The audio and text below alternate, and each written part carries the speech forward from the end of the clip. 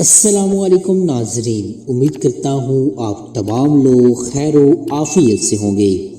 ہمارا آج کا ٹاپک رمضان نیکی کا بہترین موقع ہے۔ کبھی کبھار ہم بغیر وجہ کے خود کو بے سکون محسوس کرتے ہیں۔ اس کی بہت ساری وجوہات ہو سکتی ہیں۔ آج کل کی بے چینی اور مایوسی کی سب سے بڑی وجہ دنیا کا قرب اور دین سے دوری ہے۔ جب انسان دنیا کی نعمتوں کو بھول بیٹھتا ہے اور اس خوش فہمی میں ہوتا ہے کہ دنیا کی سب نعمتیں صرف اسی کے لیے ہی پیدا کی گئی ہیں اور بنانے والے کا شکر ادا نہیں کرتا، پھر آہستہ آہستہ جیسے سب خوشیوں کے دروازے کھلتے ہیں ویسے ہی بند ہونے لگتے ہیں۔ انسان خود کو تنہا اور بے سکون محسوس کرنے لگتا ہے۔ یہ مایوسی اس حد تک بڑھ جاتی ہے کہ وہ اس دنیا سے کنارہ کرنے کی کوشش کرنے لگتا ہے۔ اس کی ایک مثال لیتے ہیں، جیسے گائے کا بچہ جب چھوٹا ہوتا ہے اسے آزاد چھوڑ دیا جاتا ہے، وہ ادھر ادھر آزادی سے بھاگ سکتا ہے، لیکن جب وہ آزادی کو اپنی طاقت سمجھ کر نقصان کرنے لگتا ہے، ساتھ والے جانوروں کو نقصان دینے لگتا ہے، انہیں مارنے لگتا ہے، اپنے مالک کو نقصان پہنچانے لگتا ہے، تو وہ آزادی سے اچانک سخت جکڑ میں آ جاتا ہے۔ اسے ایک رسی کے بجائے دونوں طرف رسیوں سے باندھ دیا جاتا ہے۔ اب وہ آسانی سے حرکت نہیں کر سکتا، ارد گرد والوں کو نقصان بھی اب نہیں پہنچا سکتا۔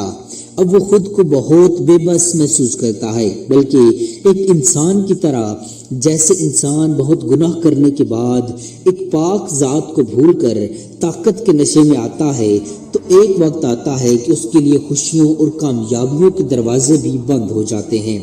پھر وہ مایوس اور کمزور ہونے لگتا ہے۔ اچانک اسے امید کی کرن نظر آتی ہے اور وہ ہوتا ہے رب کا در۔ جیسے ایک بچہ جو کہ بول نہیں سکتا، لیکن جب اسے بھوک پیاس لگتی ہے یا پیٹ کان میں درد ہوتا ہے وہ زاروں قطار رونے لگتا ہے، اور ماں رونے سے ہی پہچان لیتی ہے کہ اس بچے کو یا تو بھوک لگی ہے یا پھر کوئی تکلیف ہے۔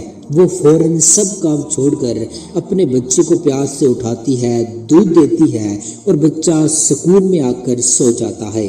اور وہ رب تو اپنے بندے کو 70 ماؤں سے بھی زیادہ پیار کرتا ہے اور اپنے بندے کو کیسے تکلیف میں دیکھ سکتا ہے۔ اسی طرح بندہ اپنے کیے ہوئے گناہوں پر شرمندہ ہو کر معافی مانگ کر روتا ہے تو وہ رب فوراً معاف کر دیتا ہے، اس کی تکلیف سمجھ جاتا ہے اور پھر سے خوشیوں کے راستے کھول دیتا ہے۔ آج کے دور میں ہم تقریباً ہر انسان کو پریشان اور افراتفری میں دیکھتے ہیں، دین کے بتائے گئے احکامات کی پیروی نہیں کرتے۔ جیسے صاحب استطاعت صبح شام اچھے اچھے کھانے کھاتے ہوئے یہ نہیں سوچتے کہ ہمسائے کے گھر میں اگر چولہا نہیں جلا تو کچھ کھانا انہیں بھجوا دیں۔ اسی طرح یتیم مسکین کی کفالت کا حکم دیا گیا۔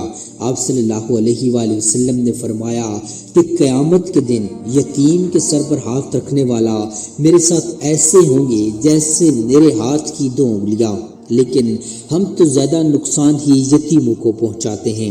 ان کے پاس اگر مال ہو تو وہ ہڑپ کر لیتے ہیں بغیر کسی دنیاوی اور دینی خوف و خطرے کے، جس سے دلوں کا سکون جانے لگتا ہے اور گھروں میں برکتیں اور اتفاق ختم ہوتا جا رہا ہے۔ ان برکتوں کی واپسی اور دلوں کو زندہ کرنے کے لیے رمضان کا مہینہ اللہ تعالیٰ نے عطا کیا۔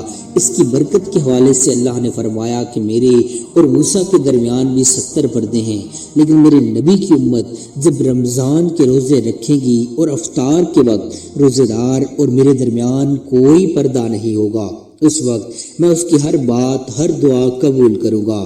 تو رمضان ہمارے گناہوں کی معافی کا مہینہ بھی ہے، تو ضروری ہے کہ ہم نے اپنے آپ کو اچھے کاموں پر لگانے کی ضرورت ہے تاکہ ہم اپنے دین و دنیا کو سنواریں۔ اس طرح ہی ہم اپنی زندگی کو بھی خوشگوار بنا سکتے ہیں۔ امید کرتا ہوں آپ کو ہماری آج کی ویڈیو پسند آئی ہوگی۔ مزید ایسی انفارمیٹو ویڈیوز دیکھنے کے لیے چینل کو سبسکرائب کر لیجیے۔ جزاک اللہ خیرہ۔